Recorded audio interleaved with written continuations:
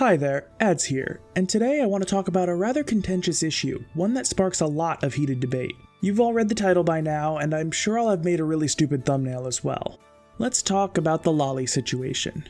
If you enjoy the video, don't forget to like, comment, subscribe, all that good stuff. Or dislike and leave an angry comment if you didn't. It all helps me in the algorithm. And if you want early access to my videos, check out my Patreon page linked in the description. So before I really dive into this topic, I want to define some of the terms I'll be using in this video so we're all on the same page here. Loli is a term that refers to a young anime girl. It's typically used to refer to a child, but it can be used to describe an adult anime girl who's either petite or childlike in appearance. To be clear, loli is not an inherently sexual term. Any small anime girl is a loli, even in the most wholesome of settings. Lolicon is a different story. That term is used to refer to individuals who have a romantic or sexual attraction to lolis, specifically the actual children, not the young-looking adults. It can also be used as an adjective to describe artistic material depicting lolis in a sexually explicit manner. The male equivalents to loli and lolicon are shota and shotakon respectively. Okay, so now that we have that all taken care of, let's talk about the issue at hand. As a fan of visual novels, anime, and eroge, one thing that's pretty apparent is that anime stuff in general has more than its fair share of sexualized lolis. And if you venture over to the 18+ side of the industry, you'll notice that lolicon, characters of ambiguous age, and adult lolis are actually among the most represented categories. Seriously, browse an extremely cultured website and you'll see a lot of loli, and most 18+ anime stuff will have a token loli in the cast, though they're usually canonically adults. Now, this is understandably pretty disturbing to many, but today I want to talk about why I think this is not actually super worrying for me. So I should first clarify my stance on lolis and lolicon. I think lolis themselves are fucking adorable, and lolicon is incredibly distasteful and makes me uncomfortable. That being said, I am a vehement supporter of freedom of expression, even for things I hate. Therefore, I do advocate for the freedom of the creators to make and distribute this content. However, I do draw the line in any instance where real children are even remotely involved. Let's take the infamous pornographic artist Shadman, for example. I think his artwork depicting underage video game characters is disgusting, but if it's not hurting anyone, whatever. When he drew art of X-23 from the film Logan, who was played by real-world child Daphne Keane, that's unacceptable. Now, of course, there's also the issue of legality, with lolicon being illegal in many countries. Even here in the US, it's in a bit of a legal limbo on the federal level, with it technically being illegal, but also being nearly impossible to prosecute due to how vaguely the law is written, and how many purely subjective criteria the art in question must meet in order to be illegal. But that's a non-issue to me, as I don't think something being legal or illegal says anything about whether or not it is morally or ethically permissible. So in short, I don't like it, but I'll allow it as long as no real children are depicted. But even if we allow for the freedom of artistic expression, isn't the prevalence of lolicon in the wider anime sphere an issue? Doesn't that mean the anime fanbase is overrun with pedophiles? I don't think so. Now hear me out. I think that one thing people often overlook is the fact that lolicon is firmly within the realm of fantasy, not reality, and that is an incredibly important distinction to make, especially when you consider that lolicon art can be produced without harm, whereas real-world you-know-what cannot. I believe that people can find enjoyment in lolicon without it bleeding over into a desire for real-world children. Of course, I'm sure there are pedophiles who also enjoy lolicon, but I don't think it's necessarily causal. Now, what got me thinking of this was a tweet I came across at random. I don't remember if it was pushed by the algorithm, liked by someone I follow, or what. But this user was an unabashed lolicon, and he was fucking fuming because someone had offered to show him some real-world images. You know what I mean. I'm trying not to get demonetized here. Like, this dude was enraged, horrified, and disgusted that someone would even think of associating him with that kind of material.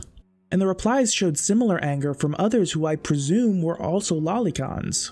So that made me think. It was kind of surprising to realize that this person had as visceral a reaction as I would have had in his shoes. For the first time, I came to terms with the fact that there is a very hard line between lolicon and real children, between fantasy and reality.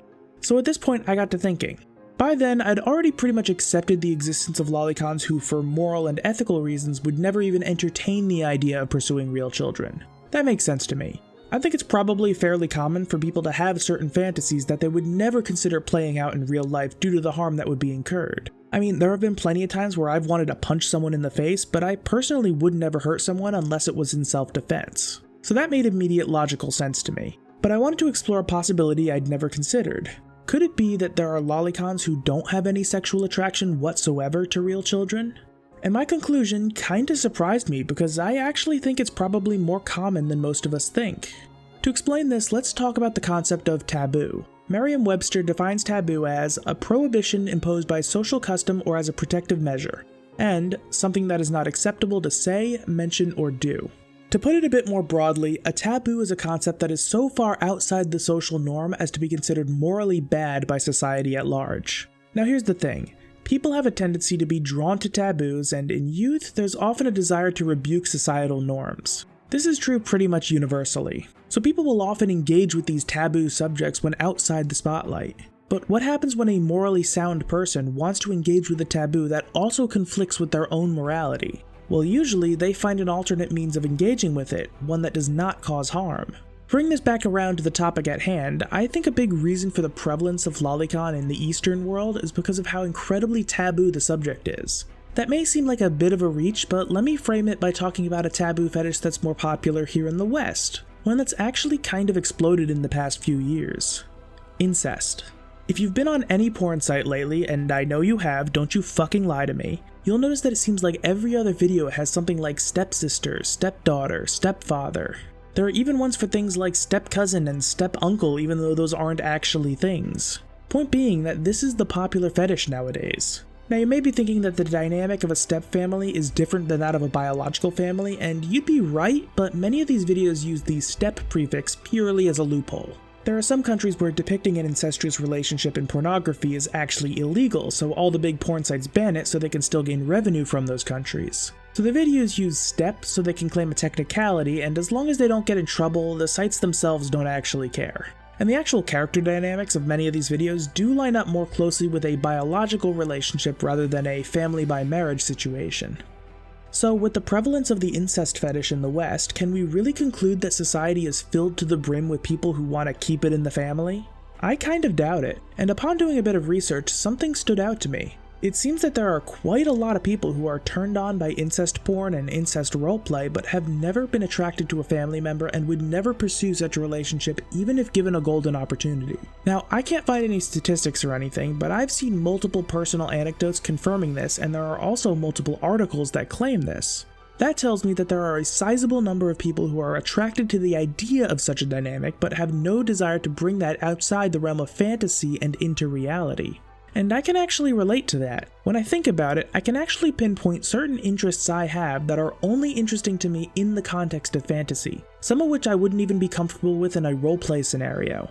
I'm not going to give any examples here. I know I can get a bit TMI at times, but there are still some things I'd like to keep private. But I think I've made my point. Is it really such a reach to extrapolate this into the idea of lolicon?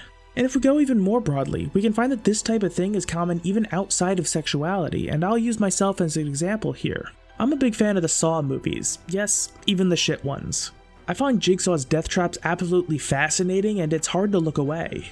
But as much as I enjoy Saw, I would be extremely upset if I were to witness something like that in the real world. In the same vein, I absolutely love dismembering demons in Doom, but when young ads came across a beheading video in the early days of the internet, it bothered me for a few days despite the fact that I'd seen plenty of way gorier things in movies and video games, with no issue.